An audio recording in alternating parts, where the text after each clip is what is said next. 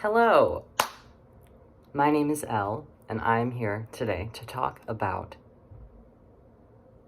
okay, so I had to take a moment to collect myself. Okay, so I was just on Twitter, and I was reading, as I often do, I was reading an argument that somebody was having from the gender critical perspective versus the trans community perspective. And I noticed something that I feel like I can put into words that I feel like a lot of people kind of need to understand. I was reading, and these were two very reasonable sounding people who in real life probably wouldn't have been arguing the way that they were on Twitter, because they both sounded like people who genuinely were nice and good people with good faith who have very passionate views about their perspectives. And I really just, I think that I have to say something that's very important, that I think people forget or don't know that each side has valid points, and that what each side is saying, there can be an argument where both things can be true at the same time. And especially this happens in the gender critical and the trans spaces, because there's a lot of bad stuff happening, and there's a lot of bad stuff happening to good people. And this is happening to trans people, and this is happening to women and kids and detransitioners and gender critical people on the gender critical side as well. So it's really, really tough because, for example, there are women in women's sports who have been affected by male to female competitors who are joining their sports and competing in the women's category. And they are competing as women, and they are being unchallenged by people in the sport or in the community, and they are just left to be able to compete as women, which many people in the trans community think that this is fine and there's nothing wrong with this and this is not a problem. But this is a huge problem, because if you stop and you really think about it, you'll realize trans women, male to females, people who have gone through male puberty have an advantage. They have an advantage over women. It's just a fact. It's a fact. It's a biological fact. Male puberty is inherently advantageous over women because the testosterone, there's a reason why women's sports even exist in the first place, why women compete in a different category, because men are just by nature faster, stronger, have bigger organs, they have more muscle mass, they have more bone density. I mean, these are all just biological facts that happen in male puberty. So men have advantages over women in sports. Somebody taking estrogen does not make all of those advantages go away, especially the ones that can't be changed, like bone structure, didn't mention that, height, muscle mass will not decrease all of the muscle mass that was gained during puberty. I still have muscle that I built when I was trans. Like, I have triceps. You can see I haven't worked out my triceps in years. I still have triceps that I built when I was 19 taking testosterone, because I was working out every day. I was doing like butterflies, and I was doing like all the chest exercises, and I was doing like the arm exercise and whatever. I was doing it all. I was working out every day, and I did this for a good amount of time, maybe like 6 months, maybe like a year. But I have not kept up that workout routine, and I've not lifted regularly, and I still have this muscle that I built 5 years ago when I was trans, when I was taking testosterone, because I literally, I worked out for less than a year. Like, straight up, I was in a consistent routine, and I was working out really hard, and I built a lot of muscle mass, and I lost a lot of weight. I got in shape because of the testosterone and my diet and everything. But I have not been on testosterone in 5 years. But I still have the muscle that I built from it. Why? How? I don't know. But the fact remains that I was 19, and I built all this muscle when I was, over the course of 3 years, on testosterone. The fact that I still have it, and I am a natal female, and I was on testosterone for 3 years. I've been off it for 5 years. The fact that I still have it is crazy. And it really proves to me that there are distinct advantages that trans women hold over women in sports. I mean, if that wasn't already obvious to you, hopefully, like, my testimony makes it clear why they have an advantage. I mean, it's not only the testosterone is not the only factor. The fact if they're on testosterone or not, if they're on estrogen or not, that's not the only thing to consider. There are so many other things that are factors.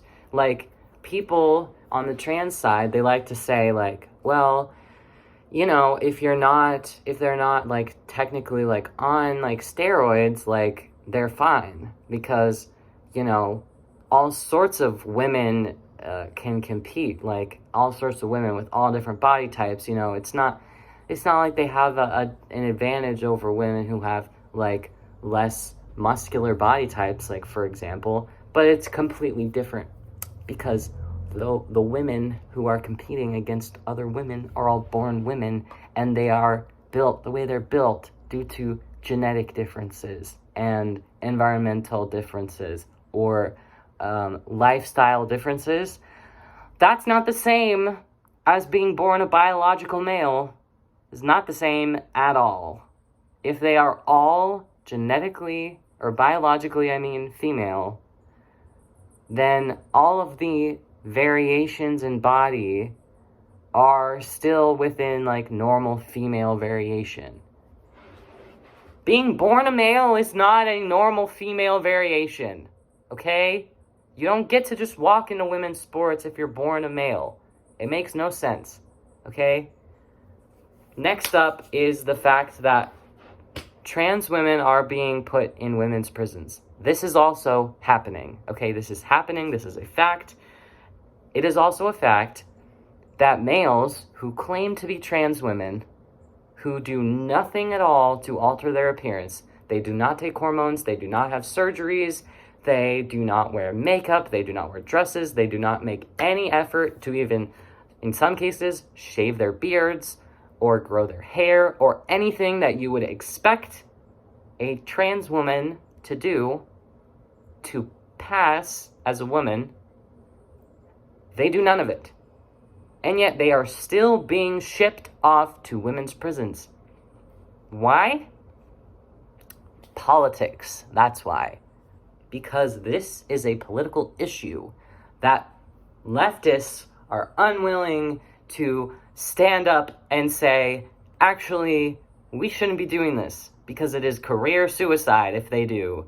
But meanwhile, women are literally being raped by men who say that they're trans, who make absolutely no effort to actually transition in women's prisons, okay? This is not okay, and this is happening. If you literally, you could Google it, You could look on Reddit, you can look on Twitter. It is happening. There is so much proof. There's so much evidence. If you just literally, you could look for it. Go to Reduxx, okay? Read their articles. They write so many articles about this stuff happening. It's actually ridiculous. If you really want to look into this more, go to Reduxx. They're a news website where they talk about gender critical stuff, and they are incredible. They have so much information about this stuff.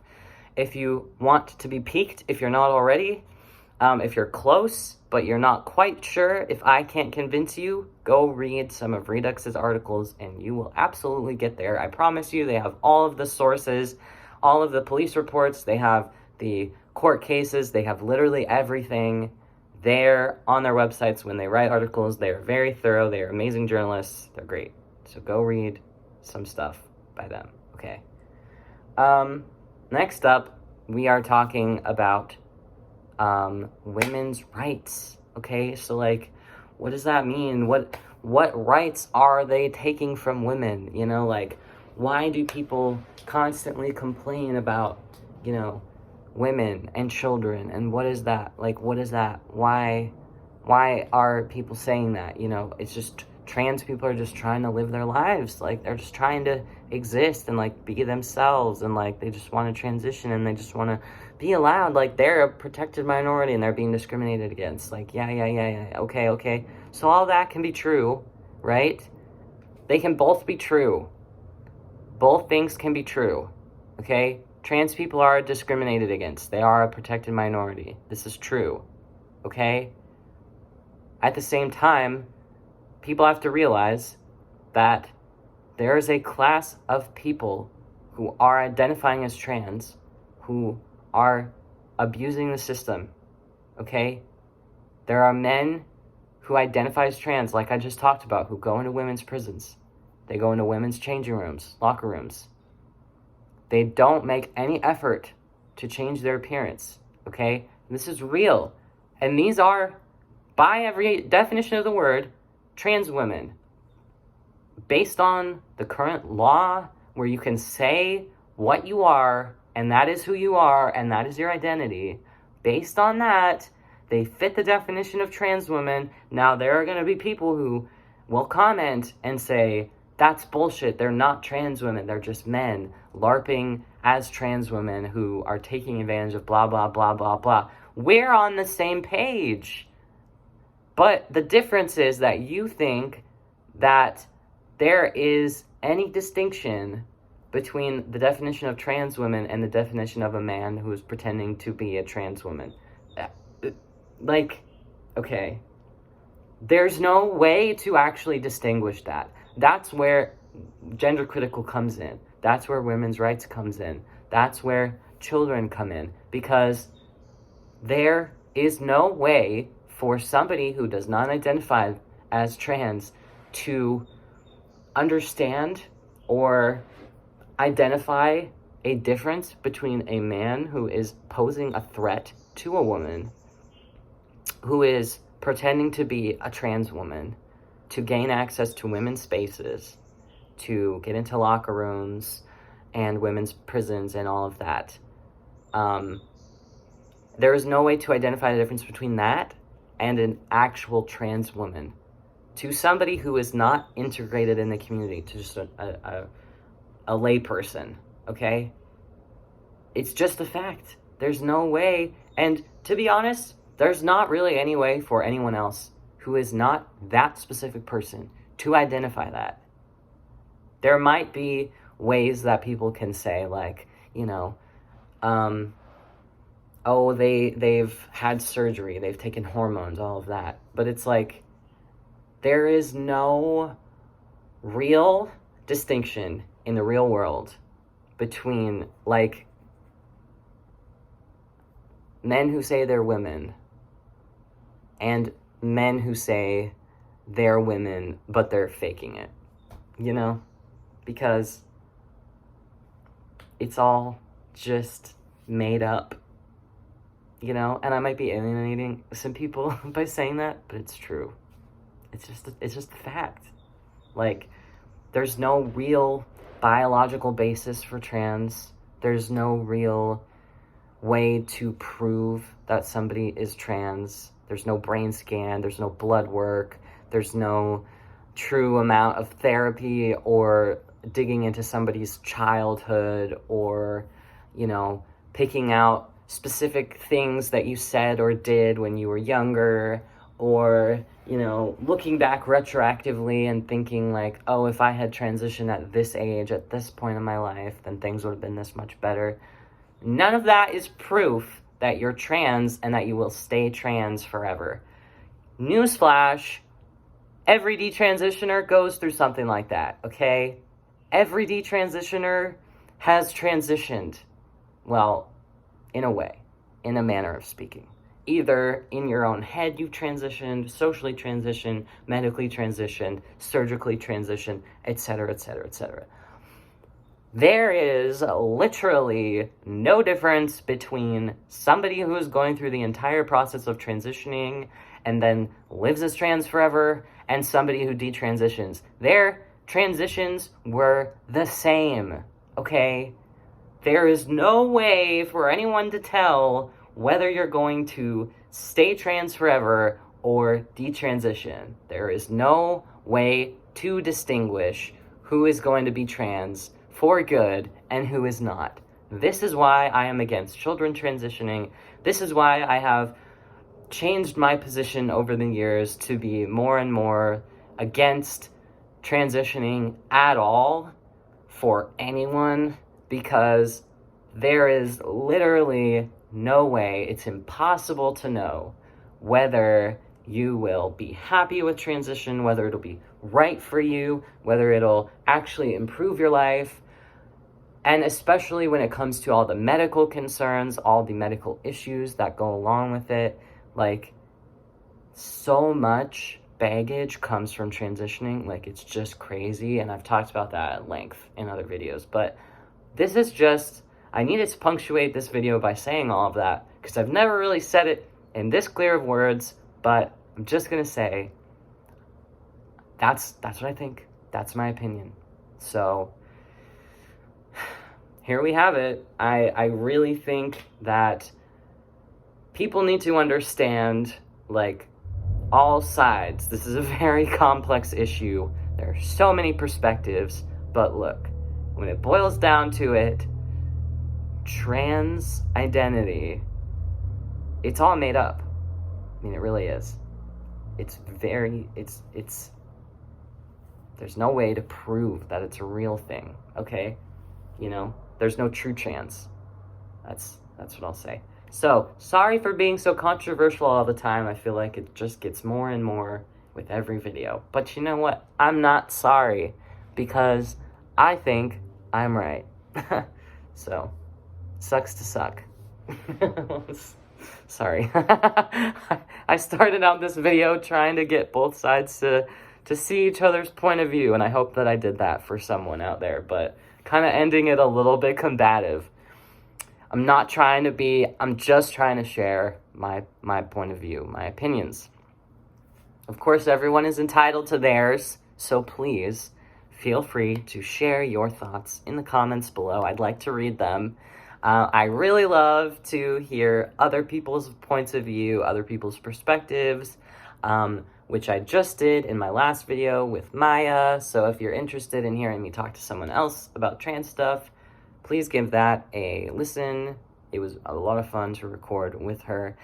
We also did a video on her channel, so if you want to check that out, it's linked in the other video. I'll also just put a link in the description just in case for both of those videos, in case anybody wants to check those out. But yeah, for now, I'm gonna say thank you, Martin. Shout out to Martin. Thank you to all the people who have been with me for the last, 4.5 years. It's crazy. Or if this is your first time ever watching me, thanks for watching. I appreciate you. Check out my Twitter if you want to see more hot takes, and if you want to see me eat some ice cream. Just did that today. Yeah, thank you for watching. I will see you guys in the next video. Okay, bye.